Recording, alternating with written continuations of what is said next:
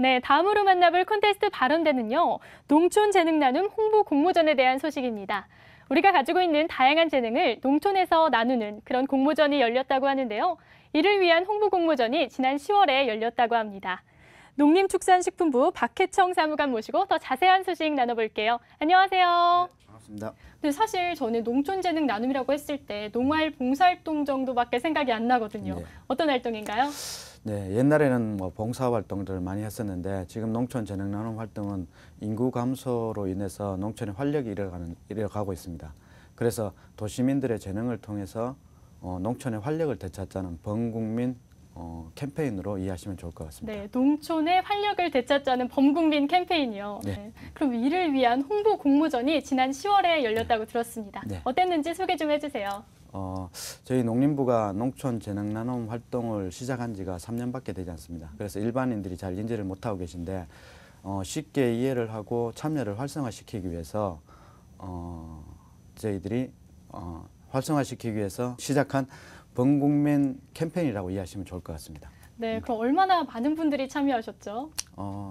저희들 UCC와 아이디어, 사진 분야가 있었는데 한 270편 정도 출품이 되었습니다. 생각보다 더 많은 분들이 출품을 하셨네요. 그러면 많은 분들이 이 부분에 대해 궁금해할 것 같은데 어떤 기준을 가지고 심사하셨나요? 분야별로 조금 다른데요. 사진이나 UCC 같은 영상 분야에서는 생동감이나 현장감을 주안점을 두었고 아이디어 분야는 실천 가능성에 주안점을 두고 저희들이 평가를 했었습니다.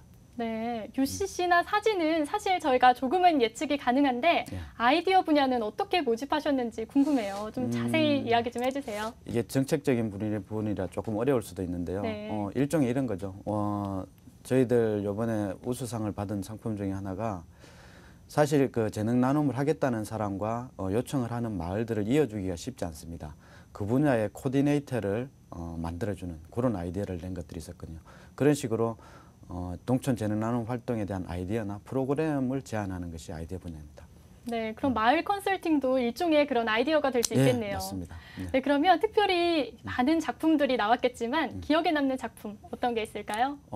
저희들 사진 분야의 우수상을 받은 작품인데요. 거기는 아빠가 색소폰을 불고 5살 된 아들이 피리를 불면서 그 앞에는 그 동네에 계신 할머니가 춤을 추시는 장면을 사진으로 보냈더라고요. 아주 감동적인 장면이었습니다. 네, 이렇게 보기만 해도 마음이 따뜻해지는 장면이 그려집니다. 네. 그렇다면 영상 분야 이야기를 안 해볼 수가 없는데 어떤 작품이 상을 받게 됐죠? 영상이 수준이 제일 높았던 것 같습니다. 그리고 대상도 이번에 대상도 수상을 했었고요. 근데 그중에 대상을 받은 작품은 우리 농촌 이미지, 농촌에서 할 수 없는 분야들, 그런 분야들을 직접 이제 도시민들이 도와줄 수 있다는 감동 스토리로 그린 일러스트로 그린 작품이었습니다. 농촌에서 하기 어려운 것들이라면 구체적으로 어떤 것들이 있을까요? 그림에 나오는 건 사실 좀 단순한 거였습니다. 뭐 백지 바르기라든지 이발을 한다든지 아니 뭐 스마트폰 조작을 한다든지 좀 내용은 단순하지만 실제로 시골에서는 어떻게 보면 가장 어려운 부분이 아닐까도 생각해 봅니다. 그렇죠. 아무래도 우리가 모두 스마트폰을 사용하고 있지만 농촌에 계신 어르신들은 사용법이 어려울 수도 있거든요. 맞습니다. 그런 사회상도 잘 담아냈다는 생각이 듭니다. 그럼 이렇게 지켜보고 있는데 농촌 재능 나눔 아주 사회에 필요하겠다는 생각이 들어요. 어떻게 보시나요? 저희들 지금 농촌은 인구 감소와 고령화로 인해서 점점 활기도 잃어가고 지금 사회 서비스 분야가 점점 약해지고 있습니다. 그리고 젊은이들은 도시로 지금 이주를 해서 지금 활력이 떨어지고 있는 그런 상황인데 이런 상황들을 극복하기 위해서 농촌 하드웨어를 지원하는 그런 농촌 정책도 중요하지만 이렇게 도시민들이 직접 가서 농민들과 얼굴을 마주 보면서 서로를 이해하고 진정성을 느끼는 이런 정책들도 굉장히 중요하다고 생각합니다. 네, 단순히 대회에 그치는 것이 아니라 이제 진정성 있게 농촌에 계신 어르신들과 이제 도시의 이제 젊은이들이 함께 어우러지는 장이 될 것 같다는 생각이 듭니다.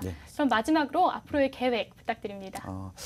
올해 저희들이 공모전을 개최해 보니까 기간이 좀 한 달 정도 했었는데 기간이 좀 짧다는 얘기가 있었습니다. 그래서 저희들이 내년에는 5월부터 9월 4개월간 공모전을 개최할 계획이고요.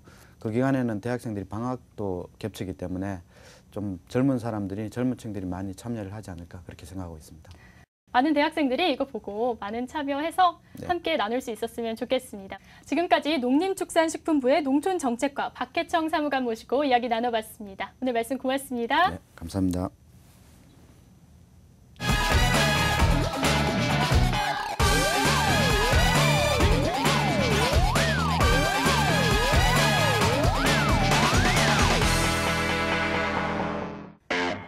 화제의 공모전을 소개해드립니다. 대학생 컬처 프로젝트팀 샤크와 함께하는 사람책 공모전이 열립니다. 사람책 프로젝트는 한 명 한 명의 이야기를 한 권의 책으로 담아 20대 버킷리스트를 실현시켜주는 프로젝트인데요. 이번 공모전의 키워드는 20대의 혼잣말입니다. 사랑, 취업, 학교, 가족 등 정해진 주제 없이 자유롭게 20대가 느끼는 모든 이야기를 바탕으로 700자 이내의 글짓기를 해주면 되는데요. 수상자에겐 자신의 이름으로 된 책 출판의 기회가 주어지며 접수는 12월 31일까지입니다. 삼성 위노베이션 액세서리 아이디어 공모전이 열립니다. 삼성전자가 주최하는 이번 공모전은 스마트폰, 태블릿, 웨어러블 기기의 액세서리와 앱세서리에 대한 아이디어를 모집하는데요. 대학생 참가자는 1월 20일까지, 일반인 참가자는 1월 5일까지 참가 접수를 받습니다. 대상 수상자에겐 1,000만 원의 상금이 수여되고요. 수상 업체에게는 삼성전자 온오프라인에서 제품 판매의 기회가 지원됩니다. 걷기 좋은 서울 만들기, 보행 환경 개선 시민 아이디어 공모전이 열립니다. 우리 동네의 평범한 길을 아름답고 재미있는 길로 만들기 위한 아이디어를 보내주시면 되는데요. 주제 특성상 공모 설명회가 개최되고요. 선정된 작품들 중 실현 가능성이 높은 지역을 대상으로 내년도 보행 환경을 개선하는 사업으로 진행될 예정입니다. 대상 수상팀에겐 500만 원의 상금이 수여되고요. 작품 접수는 1월 2일까지입니다.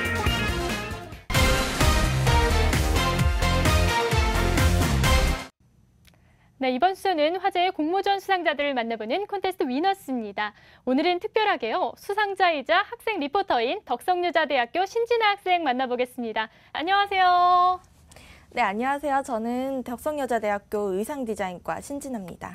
네, 의상 디자인을 전공하셨다고요? 네. 네, 그러면 아무래도 미술 관련 공모전 많이 하셨을 것 같은데 어떤가요? 네, 저는 이번에 부산 국제 패션 일러스트 공모전과 작은 결혼식을 위한 웨딩드레스 공모전에 출품했습니다. 네, 공모전 이름만 들어봐도 보통 공모전이 아니겠다는 생각이 듭니다. 네. 그럼 먼저 부산 국제 패션 일러스트 공모전 얘기부터 해볼게요. 어떤 작품을 출품하셨죠? 네, 제가 출품한 작품은 과도한 다이어트에 피폐해진 청년들이 그린 건데요. 요새는 외모가 경쟁력이라 해도 과언이 아니죠. 그림을 보시면 20대 멋진 여성들이 아침 식사를 하는 장면인데요. 식사가 있어야 될 접시에는 방울토마토와 바나나 그리고 다이어트 약이 전부입니다.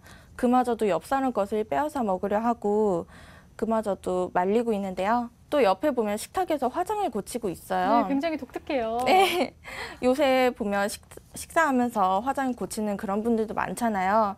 영양을 섭취하고 즐거워야 하는 식사가 본질이 흐려진다고 생각해서 비판적인 메시지를 던져보았습니다. 네, 일러스트 공모전이라고 하면 저는 사실 그림 실력이 중요할 거라 생각했는데 이렇게 네. 사회적 메시지까지 담은 게 굉장히 인상 깊어요. 네. 어떻게 하다가 이런 메시지를 담게 되셨나요? 네, 의상 전공자로서 외모지상주의가 판치는 세상에 메시지를 던지고 싶었는데요. 여자라면 한 번쯤 외모 차별을 겪어보았을 거라 생각해요. 특히나 의류 쪽은 몸매도 취업 요건에 해당이 될 정도로 아주 중요한 요소입니다. 그래요? 네. 사실 뭐 모델학과도 아니고 연영과도 아니기 때문에 의류 디자인 학생이잖아요. 네. 그런데 실제로 이런 차별 받아본 적 있나요? 아, 제가 2학년 때 네. 학교 교수님이 업체로 피팅을 보내신 적이 있어요. 그런데 제가 아주 작고 마르고 그런 체형이 아니다 보니까 요새는 44 사이즈도 많은데 좀 약간 통통한 애를 보냈다고 좀 타박을 주신 분이 계세요. 정말 이렇게 날씬하신데. 근데 실제로 지금 주변에 취업을 하는 학생들도 보면은 몸매가 5 사이즈가 넘어가면은 취업에 좀 방해를 받을 정도로 실제로 취업에도 제한이 존재합니다. 있는 건가요, 그러면? 네. 그렇군요. 굉장히 속상하셨겠어요. 모델학과도 아니고 디자인학과인데 이런 차별을 받다 보니 그런 사회적 메시지를 담아서 출품을 하게 되신 거군요. 네. 네, 그렇다면은 이 일러스트 공모전 준비하시면서 사전 준비나 조사 많이 하셨을 것 같은데 어떤 준비가 있었죠? 네, 일단 주제에 대한 고민이 가장 컸는데요. 패션 일러스트 공모전인데 저는 좀 다큐멘터리적인 요소를 많이 넣었다고 생각해요. 남들처럼 쉽게 예쁘게 화려한 그런 패셔너블한 사람을 그리면 쉽게 갈 수 있는데 과연 이게 주최 측이 원하는 주제와 제가 맞는 건가 싶었는데 교수님은 이게 색깔이 분명하다고 한번 해보자고 그래서 저도 시작하게 되었습니다. 이렇게 용기에 힘입어서 하게 네. 되셨군요. 그러면 아무래도 이렇게 결과로는 잘 되었지만은 그 과정 속에서 어려운 점이 있었을 것 같아요. 어떤 점이 가장 힘들었나요? 네, 공모전 출품 규격이 있었는데요. 저는 입시 미술을 했기 때문에 사절 사이즈가 가장 저에게 맞는데 사절보다 훨씬 큰 사이즈였어요. 그래서 너무 커서 제가 구도를 잡기도 어렵고 색을 칠할 때도 붓이 너무 작더라고요. 네. 네, 그런 점이 조금 어려웠습니다. 앞으로 도전하고 싶은 공모전이 있다면 어떤 게 있을까요? 네, 저는 남성복 디자인 공모전에 나가고 싶습니다. 남성복 공모전이요? 네. 여자분인데 남성복 공모전 좀 생소할 수도 있을 것 같은데 왜요? 남성복이 여성복에 비해서 디자인도 굉장히 단순하고 아이템 가짓수도 굉장히 적어요. 남성복도 화려할 수 있고 패셔너블할 수 있다를 보여주고 싶어서 남성복 디자인 공모전에 참가하고 싶습니다. 거기에서도 꼭 수상하셔서 다음 콘테스트 위너스에 나올 수 있는 기회가 되었으면 좋겠네요. 네. 오늘 말씀 고맙습니다.